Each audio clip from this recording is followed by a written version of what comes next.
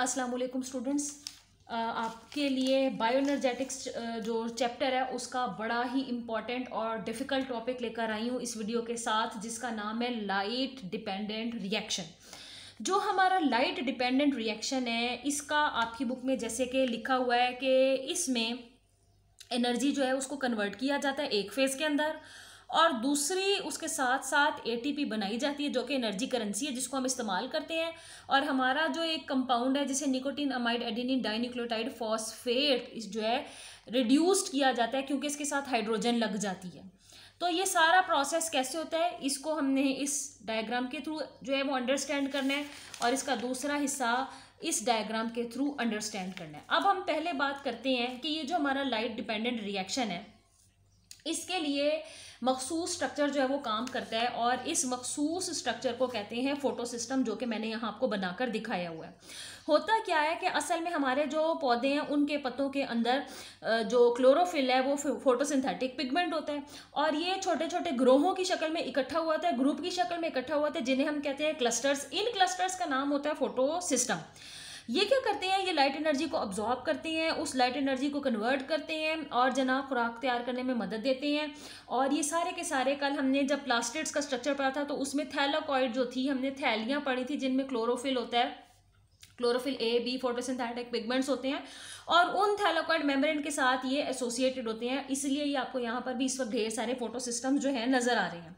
हर photosystem में दो important हिस्से पाए जाते हैं, एक कहलाता है एंटीना कॉम्प्लेक्स और दूसरा कहलाता है जो कि ऊपर बना हुआ है इसे थोड़ा ऊपर बॉक्स लाइक, उसे कहते हैं रिएक्शन सेंटर। दोनों ही बड़े इंपॉर्टेंट हैं। जो एंटीना कॉम्प्लेक्स है उसमें क्या चीज़ें हैं, उसमें जनाब तीन इंपॉर्टेंट चीज़ें हैं। Number 1 chlorophyll A, number 2 chlorophyll B, और नंबर 3 जो एसेसरी पिगमेंट है कैरोटीनॉइड्स। ये तीनों मिलते हैं और ये एक चैनल की तरह काम करते हैं और एनर्जी को आगे फराहम करते हैं रिएक्शन सेंटर की तरफ। अच्छा जी, अब अगर हम बात करें कि रिएक्शन सेंटर 1 क्या है, तो ये जो रिएक्शन सेंटर 1 है हमारा, इसमें क्लोरोफिल ए होगा और इसमें हमारा प्राइमरी इलेक्ट्रॉन एक्सेप्टर होगा, जो कि आपको अगले हिस्से में यहाँ नजर आएगा और अगले हिस्से में आपको यहाँ नजर आ रहा है। इलेक्ट्रॉन एक्सेप्टर नाम से जाहिर है ये वो चीज़ें होती हैं जो कि इलेक्ट्रॉन्स को रिसीव करती हैं और उस इलेक्ट्रॉन को आगे की तरफ ट्रांसफ़र करती हैं। जब ये इलेक्ट्रॉन्स को ट्रांसफ़र करती हैं तो एक चेन लाइक स्ट्रक्चर जो है वो चलता है। जैसे यहाँ पर भी आप एक चेन लाइक स्ट्रक्चर देख रहे हैं जिसमें आप देख रहे हैं कि इलेक्ट्रॉन्स को आगे से आगे सप्लाई किया जा रहा है। वो जो पूरा चेन लाइक स्ट्रक्चर होता है उसको हम कहते हैं इलेक्ट्रॉन ट्रांसपोर्ट सिस्टम। और उससे आगे लीड करता हुआ एक छोटा सा प्रोसेस होता है जिसे हम कहते हैं केमियोस्मोसिस, जो कि आपने आगे एक अलहदा बड़ी हेडिंग में पढ़ना है।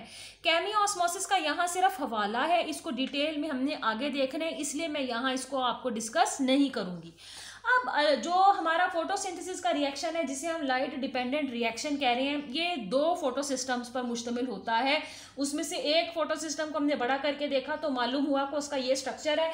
ये फोटोन की शक्ल में जो सोलर लाइट एनर्जी सूरज की तरफ से आती है ये उसको गैदर करता है।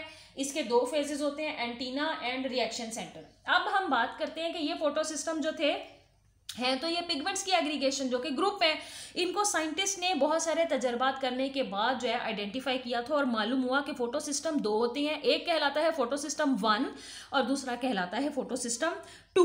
अब इन दोनों को हमने अलग क्यों सोचा हुआ है, इसको हमने अलग इसलिए सोचा हुआ है कि जो फोटोसिस्टम 1 है उसमें क्लोरोफिल ए मॉलिक्यूल ज़्यादा पाया जाता है और ये लाइट एनर्जी को तकरीबन 700 नैनोमीटर जो वेवलेंथ है उसके ऊपर अब्जॉर्ब करता है। यहाँ पर आप देख सकते हैं कि P700 जो है ये मैंने लिखा भी हुआ है और आपकी डायग्राम जो बुक में बनी हुई है उसमें भी ऐसे लिखा हुआ है। जबकि हमारा जो फोटो सिस्टम 2 है वो आप यहाँ देख सकते हैं, उसमें जो क्लोरोफिल मौजूद होता है ये जनाब लाइट की जो वेवलेंथ है जिसको वो अब्जॉर्ब बेस्ट करता है वो 680 नैनोमीटर पर अब्जॉर्ब करता है, क्योंकि आपको पता है कि सूरज की जो रोशनी है वो वेव्स की शक्ल में जो है वो आपके सामने आती है, हमारी ज़मीन पर आती है, और इनकी वेवलेंथ को डिटरमिन करने के लिए जो इकाई इस्तेमाल हम करते हैं वो नैनोमीटर कहलाती है, जिसको हम N और M स्मॉल से लिखते हैं। तो नैनोमीटर को मेजर करने के लिए हम नंबर्स का इस्तेमाल करते हैं जैसे 680, 700, और इकाई इस्तेमाल करते हैं NN यानी कि नैनोमीटर्स, जो कि मैं आपको बोलकर अभी बता रही हूँ। अब हम बात कर लेते हैं कि एक स्पेशलाइज्ड मॉलिक्यूल जो कि इन फोटोसिस्टम्स के साथ एसोसिएटेड होता है वो कहलाता है प्राइमरी इलेक्ट्रॉन एक्सेप्टर। ये हर रिएक्शन सेंटर के साथ भी एसोसिएटेड होता है और पूरे का पूरा इसका अमल दखल फोटो सिस्टम के साथ होता है। ये जनाब आगे से ऐसी चेन बनाता है जिसमें आपको बहुत सारे ऐसे कंपाउंड नजर आएंगे जो कि इलेक्ट्रॉन को कैरी करेंगे और आगे लेकर जाएंगे, इलेक्ट्रॉन को कैरी करेंगे और आगे लेकर जाएंगे, इसलिए ये कहलाते हैं सीरीज ऑफ इलेक्ट्रॉन कैरियर्स। और हत्ता कि ये सारा प्रोसेस होते होते केमियोस्मोसिस की तरफ चला जाता है, जिसको हमने इंशाल्लाह अगली हेडिंग में अगले लेक्चर में पढ़ना है। अब हम कुछ इंपॉर्टेंट पॉइंट्स की बात कर लें। हमारा जो इलेक्ट्रॉन ट्रांसपोर्ट सिस्टम है वो आगे से दो तरह का है। यहाँ पर आप देख सकते हैं, पहला है नॉन साइक्लिक इलेक्ट्रॉन फ्लो, यानी इसमें इलेक्ट्रॉन का फ्लो होगा लेकिन वो रिंग लाइक या सर्कुलर लाइक नहीं होगा। और उसके बाद जो आप अगला देख सकते हैं वो है साइक्लिक इलेक्ट्रॉन फ्लो। ये वो सिस्टम होगा जिसमें रिंग लाइक फॉर्मेशन होगी, यानी दायरवी शक्ल में जो सारा सिस्टम है वो चलेगा। तो साइक्लिक और नॉन साइक्लिक का बेसिक जो डिफरेंस है वो ये होता है। और नॉन साइक्लिक इलेक्ट्रॉन जो फ्लो है उसमें जो है वो दोनों फोटो सिस्टम जो है वो काम करते हैं in less common type of path card cyclic electron flow, only photo system 1 is involve. तो यहाँ पर आप अंदाजा कर सकते हैं कि वो फिनोमिनॉन जो कि नॉन साइक्लिक चलेगा यानी लीनियर फैशन में सीधा चलेगा जिसमें रिंग फॉर्मेशन नहीं होगी, तो उसमें दोनों फोटो सिस्टम्स होते हैं। और जो आपका साइक्लिक फिनोमिनॉन है उसमें सिर्फ फोटो सिस्टम 1 काम करता है, फोटो सिस्टम 2 जो हमारा है ये काम नहीं करता। अब क्योंकि हमारे पास लाइट रिएक्शन में आगे से दो हिस्से हैं, एक हिस्सा है नॉन साइक्लिक और एक हिस्सा है साइक्लिक, तो हमने इन दोनों हिस्सों को अलग अलग करके समझना है। आज मैं आपको जो मैंने नॉन साइक्लिक फिनोमिनॉन है उसको बताना शुरू करना है ताकि आपको इसकी जो सारी समझ है वो आ जाए। अगर ये आपको क्लियर हो जाएगा तो फिर हम इसके अगले हिस्से साइक्लिक जो फॉर्मेशन है उस पर आ जाएंगे। तो ये जो हमारा नॉन साइक्लिक फॉस्फोराइलेशन है ये आपकी बुक में डायग्राम ये बनी हुई है, यहाँ आप देख सकते हैं। फोटोसिंथेसिस का आगाज ऐसे हुआ था, उसकी डिटेल इन डेप्थ प्रोसेस जो है वो इस डायग्राम के थ्रू बनी हुई है और इसी डायग्राम को मैंने आसान करके यहाँ पर भी आपके लिए बनाया है। आप यहाँ देख सकते हैं कि यहाँ लीनियर सीधा चलता है रिएक्शन, उसके बाद कर्व करता है, उसके बाद फिर सादा आगे रिएक्शन जो है वो लीनियर फैशन में आगे मूव करता है, यानी यहाँ रिंग फॉर्मेशन नहीं है। अगर आप यहाँ गौर करें तो जिस पाथवे से मैं फिंगर करके आपको पॉइंट आउट कर रही हूँ इस पाथवे की डायरेक्शन, तो वो Z बनता है और इसी वजह से इस पाथवे को Z स्कीम भी कहते हैं, जो कि आप यहाँ पर देख सकते हैं कि क्यों इस साइक्लिक फिनोमिनॉन को नॉन साइक्लिक फिनोमिनॉन को Z स्कीम कहा गया है। अब इसके जो नॉन साइक्लिक फॉस्फोराइलेशन के इवेंट्स हैं इनको आपकी बुक में तकरीबन 6 स्टेप्स में जो है एक्सप्लेन किया गया है। अब 6 स्टेप्स में से पहला स्टेप यहाँ से स्टार्ट होता है फोटो सिस्टम 2, जिसमें जो लाइट गैदरिंग मैकेनिज्म है क्लोरोफिल है, ये 680 नैनोमीटर की वेवलेंथ के ऊपर जो है वो इलेक्ट्रॉन्स को एक्सेप्ट करना शुरू करता है, सोलर लाइट को एक्सेप्ट करना शुरू करता है। और जो ऑक्सीडाइज क्लोरोफिल है ये बहुत स्ट्रॉन्ग हो जाता है, इसमें खुद ऑक्सीजन शामिल हो गई और ये खुद बन जाएगा ऑक्सीडाइजिंग एजेंट और इसमें जो एक इलेक्ट्रॉन है उसकी कमी हो जाएगी और इस कमी को इसको पूरा करने की ज़रूरत है। अब ये जो कमी को पूरा करना है उसके लिए ज़रूरत क्या है जो जनाब वो हमने यहाँ पर आगे देखनी है कि ये जो हम कह रहे हैं कि एक इलेक्ट्रॉन की इसमें कमी हो रही है तो वाटर को ये ब्रेक डाउन कर देगा और वाटर के मॉलिक्यूल को तोड़ देगा। यहाँ आप देख सकते हैं कि पानी का मॉलिक्यूल है H2O, इसमें से 2 हाइड्रोजन आयन अलग हो जाएंगे। तो 2 हाइड्रोजन आयन जब अलग हो जाएंगे तो 2 हाइड्रोजन आयन में यानी कि एटम 2 हैं और हर एक के पास एक इलेक्ट्रॉन है, तो 2 टोटल इलेक्ट्रॉन इसने इससे निकाल लिए और ऑक्सीजन जो है वो इसने अलग कर ली। यहाँ पर 2 इलेक्ट्रॉन्स आप देख सकते हैं कि फ्री हो गए हैं। ये जो पानी के मॉलिक्यूल की ब्रेकडाउन हुई है इसे हम कहते हैं फोटोलाइसिस, यानी सूरज की रोशनी में पानी के मॉलिक्यूल को तोड़ना कहलाता है फोटोलाइसिस। ये पहला स्टेप इसमें आ जाता है और इसके नतीजे में आप देख सकते हैं कि ऑक्सीजन बनी है जो कि मॉलिक्यूल जो ऑक्सीजन का है वो रिलीज किया जाता है एटमॉस्फेयर के अंदर। Each photo-excited electron passes from the primary electron acceptor of photosystem 2 to photosystem 1। अब ये इलेक्ट्रॉन जो इस फोटोसिस्टम 2 को हासिल हुए हैं ये भेज देगा इसे प्राइमरी एक्सेप्टर की तरफ और इस प्राइमरी एक्सेप्टर से होते हुए इसको भेजेगा फोटोसिस्टम 1।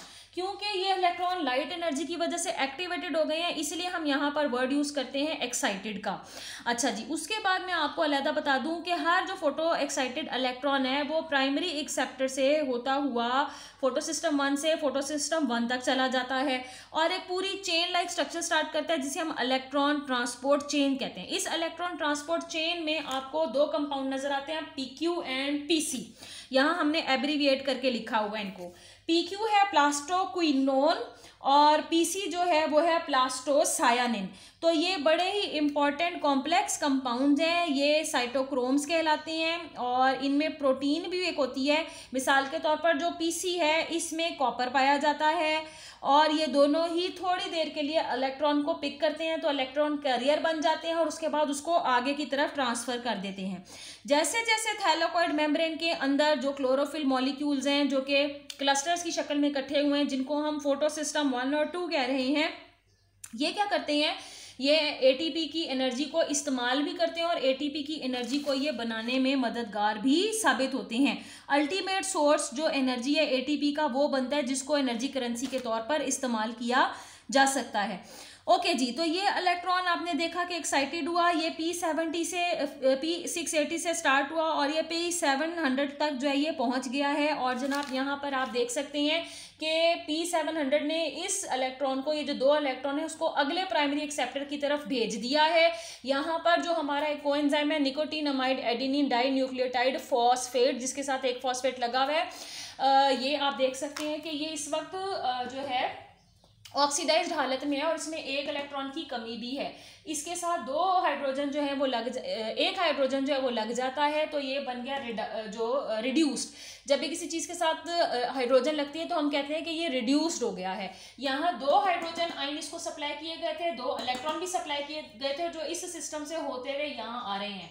एक इलेक्ट्रॉन को इसने ले लिया, एक हाइड्रोजन को भी इसने ले लिया, इसने उनके साथ बॉन्ड बना के अपनी रिडक्शन वाली फेज बना ली और एक हाइड्रोजन को इसने यहाँ पर छोड़ दिया है। तो ये आप देख सकते हैं कि इस रिएक्शन को कैटालाइज करने के लिए जो एंजाइम काम कर रहा है उसका नाम है NADP रिडक्टेज।